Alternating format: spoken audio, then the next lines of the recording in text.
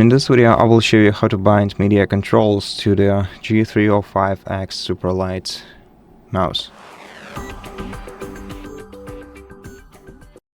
First of all, we're gonna have to connect our mouse to the computer and launch the G-Hub software on it.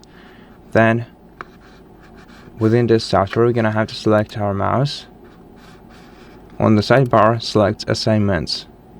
Now to find media control, we have to go to system, and in system category we'll find all the media controls like next track, volume down, previous track, play, pause.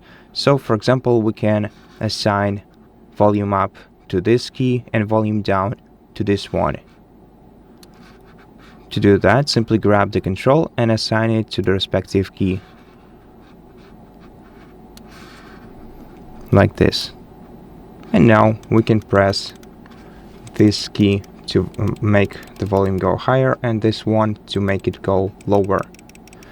And that's it. To reset your values, click on the current action, select use default. Thank you for watching this video. If it helped you, please consider subscribing to our channel, leave us a like and a comment below, and I'll see you in the next one.